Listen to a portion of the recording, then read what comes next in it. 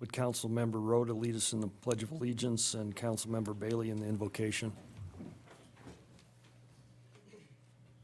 Pledge allegiance to the flag of the United States of America and to the republic for which it stands, one nation under God, indivisible, with liberty and justice for all.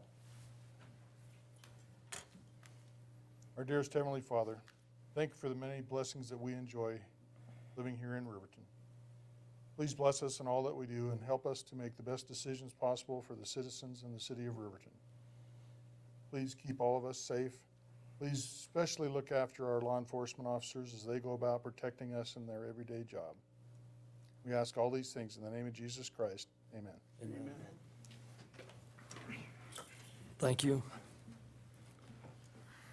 Would the city clerk please read roll call?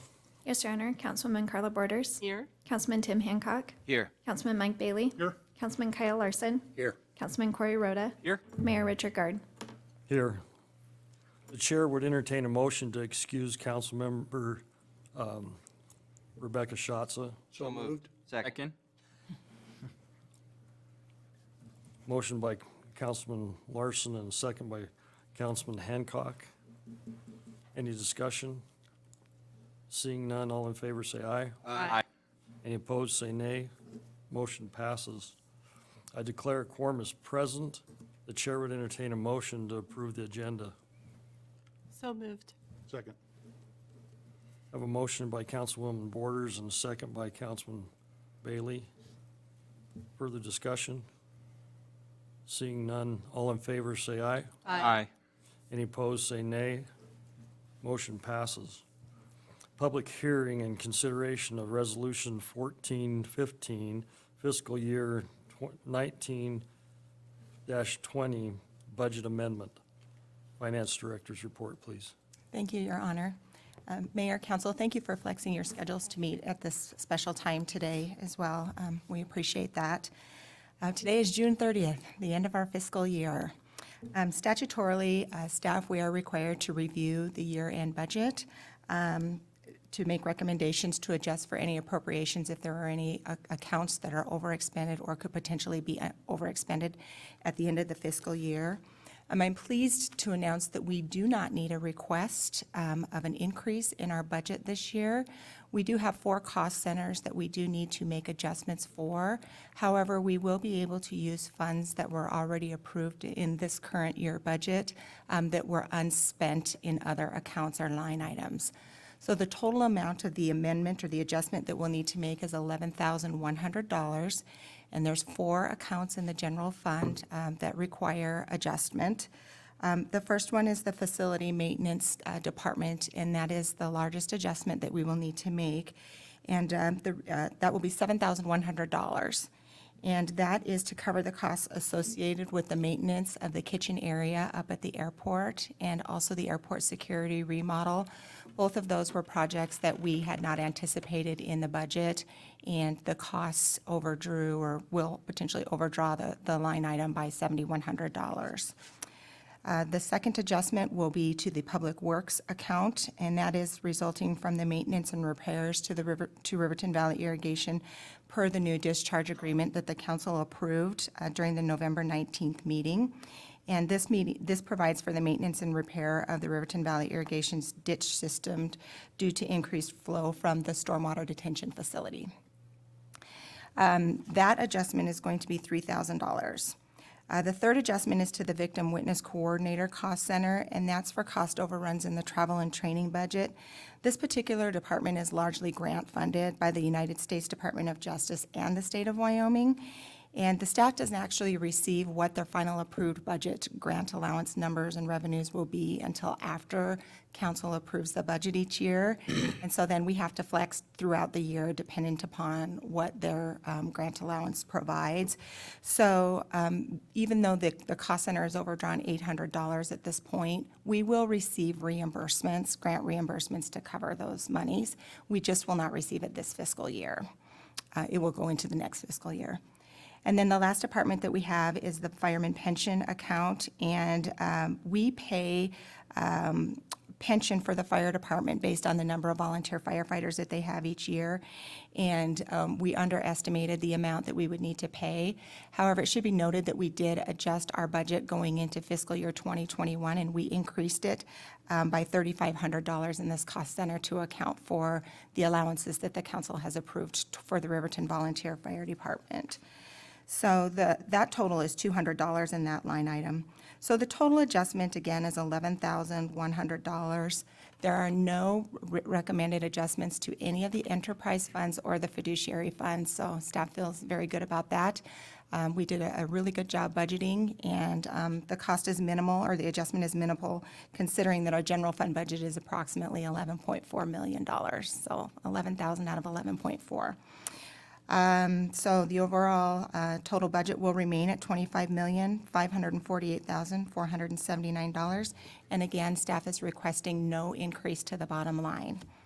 And so at this point, then, the staff would just recommend that the council approve the budget amendment, resolution number 1415, for the end of the fiscal year. And I'd stand for any questions that you might have.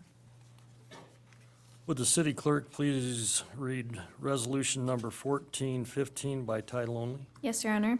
Proposed resolution number 1415, a resolution providing for the 2019-2020 budget for the city of Riverton for the fiscal year beginning the first day of July 2019 and ending the 30th day of June 2020 inclusive.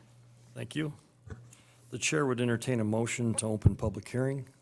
So moved. Second. Councilman Bailey has the motion. Councilman Hancock has the second. Any discussion? Seeing none, all in favor, say aye. Aye. Any opposed, say nay. Motion passed. I now declare a public hearing open. Public hearing will be conducted in accordance with state statute and other applicable laws. I would ask those individuals wishing to address the council to approach the podium and identify yourself for the record. Is there anyone that wishes to speak?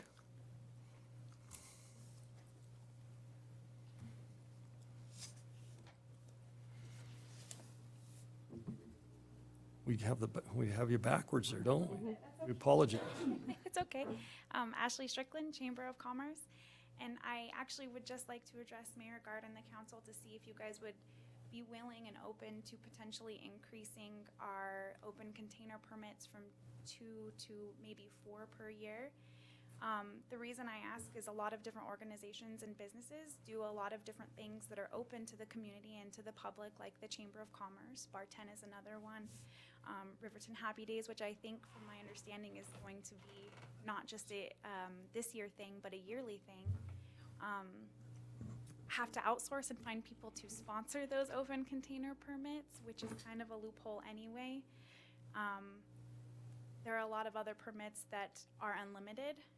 Open container, which I understand has to be structured for certain reasons, but at least increasing it to 4, you do that, that's 1 event per quarter at least, potentially. So if there's a way I could maybe talk to you guys or start that process, I would love to do that, but if not, I understand. But anything I could do to encourage that would be fantastic.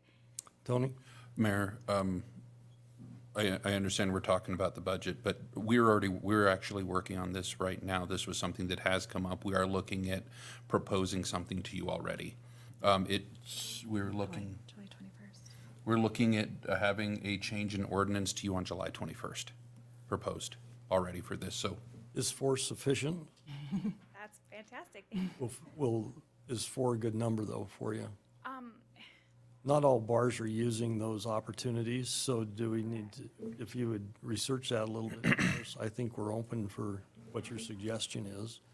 And my thought is maybe 4 isn't enough, if you have some bars that are using that more effectively. Yeah, ours, I mean, just our Alive at 5 events, obviously we weren't able to have these year, but that would be 3 already for the Chamber of Commerce. So yeah, I would love to do some more research and get you some more information. That'd be great. Tony, is the proposal to have a limit? I know that one of the things we were talking about is the fact that the council has to approve it anyway. Yeah. So we could sit there and limit it even without having 4 or even any specific limit. Yeah. So I think when you and I spoke about this yesterday, I visited with Mr. Tolstead, and I think the proposed ordinance did not have a limit. The we haven't written the ordinance modification yet. So right now, if you take catering permits, for instance, catering permits, which are part of this conversation a great deal, there's 12 of those per location. So the conversation for council will probably be, do you want to do 4? Do you want to line it up with catering permits? Ultimately, Councilman Hancock has a very good point. As long as they continue to be at the council level for approval, then your control over that activity and the type of activity is much more contained. So it might be worth your conversation on where to put those. Well, it seems like it makes sense. If 12 is what we have for catering, maybe that's what we would do. I mean, that's something that I doubt we'd reach anyway. I don't think I'd reach 12 personally, but I guess you never know. Chief, are we having any problems with any of these permits? No, sir, not at all. We actually talked about Bar 10 quite a bit because they do the most, and I'm totally okay if they get 10 a year. They do a really good job. That's kind of the way I was feeling. So maybe unlimited is the right way to go, and we'd always go back and limit it, can't we, Kristen, if we see an abuse taking place? So we'll get that to you on the 24th? 21st. 21st. Okay. You should come, 21st, 21st. Thank you. 7 o'clock, 7 o'clock. Okay. this building. No one else wishing to speak to the council? Do we have a motion to close? I would move to close the public hearing. Second. Councilman Bailey has the motion. Councilman Hancock has the second. Any further discussion? Seeing none, all in favor say aye. Aye. Any opposed, say nay. Motion passed. The chair would entertain a motion to approve Resolution 1415. So moved. Second. I have a motion by Councilman Hancock and a second by Councilman Rhoda. Further discussion? I would have to say thank you very much for the close numbers on budgeting. Excellent job done last year. And, that's amazing in that size of a budget to come in with that low of overruns and 11,100. I appreciate all staff, has to come out of every department, being willing to keep a finger on that and pay attention to where we're at. This coming year will be a little bit more testing on our abilities to do that, but I have confidence that you can do it, and I really do appreciate the efforts that all of you make to make that happen, so thank you. All in favor? Aye. Aye. Aye. Aye. Aye. Any opposed, say nay. Consideration of open container permit application. The chair would would the city clerk please read the open container permit application by title only? Yes, Your Honor. We received 3 open container permit applications. The first was received from Riverton Happy Days Committee for a street dance and barbecue on July 11, 2020 on South Broadway from Main Street to East Washington and in front of Ralph's, Cedar Bar, The Boot Bar, and Livestock Liquors from 4 p.m. to 12 a.m. The second is for the Boot Bar and Grill for a street dance on July 17, 2020 at 702 East Main Street from 8 p.m. to 12 a.m. And the third is from Cedar Bar for a street dance on July 18, 2020 at 413 East Fremont from 4 p.m. to 12 a.m. Thank you. The chair would entertain a motion to approve the open container permits as presented. So moved. Second. We have a motion by Councilman Larson and a second by Councilman Rhoda. Any further discussion? Councilman Hancock. I guess just to clarify, it looks like, so Riverton Happy Days was trying to make sure that Cedar Bar and Boot Bar were taken care of, but then Cedar Bar and Boot Bar both came up with their own applications anyway. Those are for different dates. Oh, I see. I wasn't Different looking at dates. that. I see. Okay, so Actually, Tim, Your Honor, if I may, we extended that, the Downtowners, which is Judy Buller and Bar 10, extended that up to the Boot Bar, which is above the and included that part of Riverton versus in the previous, it was closer to the bank and down middle of downtown. Center. So, center, thank you, Rick, Mayor. And so the merchants at the far other end wanted to be included, so that was the reason that those two bars were included, but the other two bars wanted to do some additional. The 11th is because there's no day in the park. Right. Yeah, I've been going to. It's not right, but it's true. So, It's actually a really exciting event. There's a lot of different things well, going on. it's, you know, you can only be confined so long in Wyoming, and we have to get out and do something. And like the 4th of July, we trust those individuals will be appropriate, right, Mike? Well, I hadn't noticed the dates, so I'm glad you helped me out on that. We appreciate that. All in favor, say aye. Aye. Any opposed, say nay. Motion passes. Snow removal equipment bid award, 1-ton sand truck and plow. Public Works Director's report, please. Thank you, Your Honor. This project is really the second part of the grant the council approved back in January for snow removal equipment for the airport. As you remember, about a month ago, we brought a recommendation of award to you for the truck and broom. However, we did not receive any bids for the 1-ton truck and attachments. We received approval from YDOT to re-advertise that and rebid just that portion of the project. J-Aviation helped us do that. We received bids publicly and opened them on June 18th with the following results. Fremont Chevrolet Buick and GMC submitted a bid in the amount of $65,262, and Jack's Truck Center submitted a bid in the amount of $79,994. It should be noted that Jack's did submit a certificate of residency while Fremont Chevrolet did not. This did not affect the results of the bid after applying the 5% preference as you saw in your packet. This truck will help us apply anti-ice and de-ice material on the runway and plow smaller areas. And we recommend that the City Council award this project. It is funded at a 90-10 ratio with the state of Wyoming, and we do have funds in the upcoming budget for this project. Thank you, Your Honor. Thank you. The chair would entertain a motion to award the 1-ton sanding truck and plow to Fremont Chevrolet Buick GMC for an amount of $65,262. So moved. Second. Councilwoman Borders has the motion and Councilman Bailey has the second. Further discussion? Seeing none, all in favor say aye. Aye. Any opposed, say nay. Water waste sampling agreement with the State of Wyoming Public Health Department. Public Works Director's report, please. Thank you, Your Honor.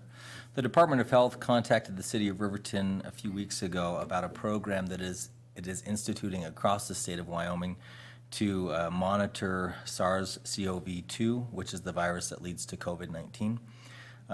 They are utilizing CARES Act funds to do this wide-scale epidemiological survey of the state of Wyoming. It's interesting that SARS-CoV-2 is one of the viruses that can be detected in wastewater. Not all viruses are. And so, as mentioned, the state would like to use some of its CARES Act funds to help monitor the presence of the COVID virus in communities and also to monitor the lack of the virus in some communities.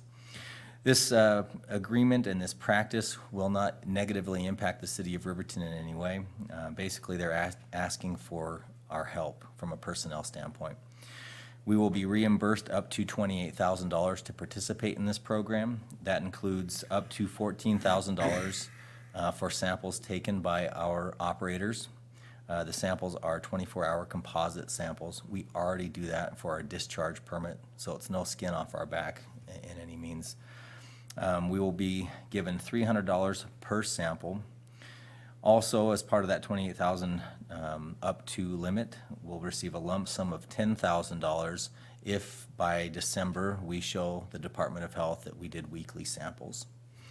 The department will also reimburse us up to $4,000 if we need to purchase any sampling equipment. At this time, we do not, but if we need to, they will reimburse us the cost for that.